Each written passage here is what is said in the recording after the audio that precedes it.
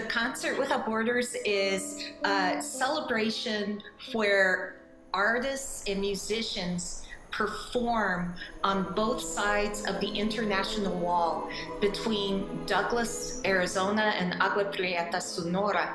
And it's a time and a place where we try to get regional performers from both sides to be able to perform.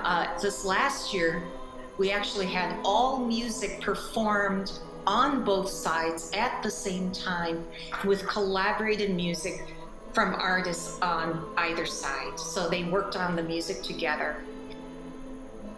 The entire idea behind it is to have artists be able to get to know one another from both sides of the border in order to strengthen collaborations and get to know what people are doing, be able to work with each other so that they can also get to know one another on a more personal level, and also to allow our region to be able to feel as if they are on the other side of the border with friends and family that enjoy the arts together. So it's a way to try to elevate beyond the border in order for all of us, whether from Mexico or from the United States, to be able to celebrate where we're at together.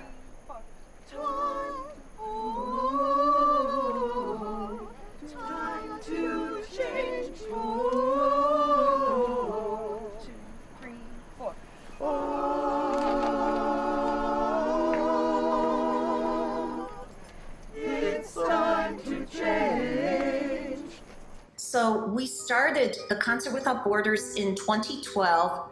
This occurred at the end of my time as a Fulbright Border Scholar. And during my time as a Fulbright Border Scholar, I met many musicians who had a hunger to collaborate more with musicians in Arizona. And so we spoke about future events that we could collaborate with together. At the end of the year, it was thought that perhaps we could have a concert right at the international wall with musicians and dancers on both sides of the wall that would be presenting their music to each other, as well as at the end actually performing together at the same time. So the work that we chose to do that with was a work called Cloudburst by Eric Whitaker, who is a musician from the United States, a composer, and he used the words from poetry by Octavio Paz. At the end of his choral work, people create a thunderstorm together by snapping and clapping and all sorts of different noise while they're singing. And while we did this with choirs from both sides, the other chorus was from Hermosillo on the Mexico side, and our chorus was Música Sin Fronteras on the US side.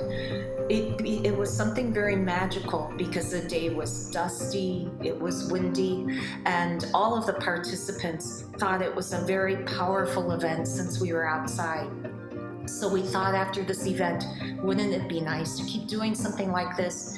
From that time, the consulate was very helpful to us in establishing communication with both cities of Agua Prieta and Douglas, and it's grown to include a chorus from Unison in Hermosillo, La Universidad de Sonora, as well as people helping us from the University of Arizona and Cochise College as well.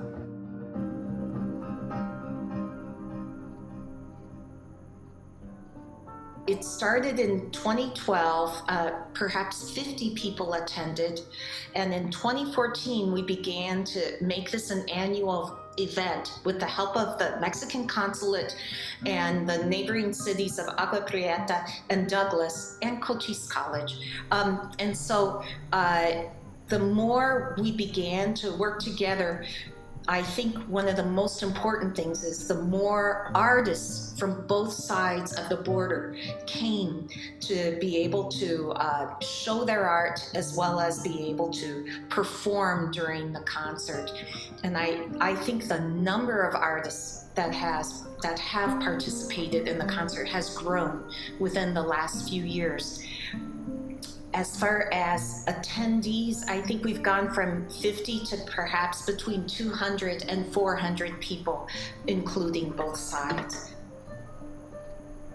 I believe more communication between both sides and the Border Patrol on the US side, as well as Customs, respects the concert. They've helped us with electricity and they allow at times, it depends on who's in charge, but they will allow at times for people to be able to speak with one another on both sides of the border. One year there was a family where the father was separated from his family. His family was on one side, he was on the other.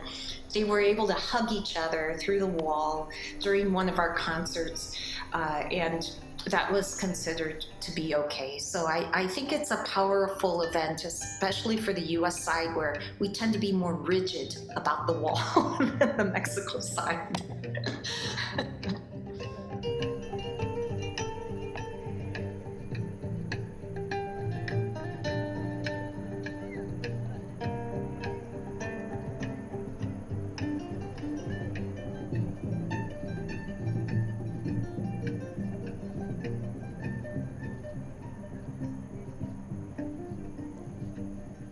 This began as hopefully an institute that would help, that could be an intermediary and help artists be able to work together and be able to be an intermediary as well for universities on both sides of the border so that they can help with projects.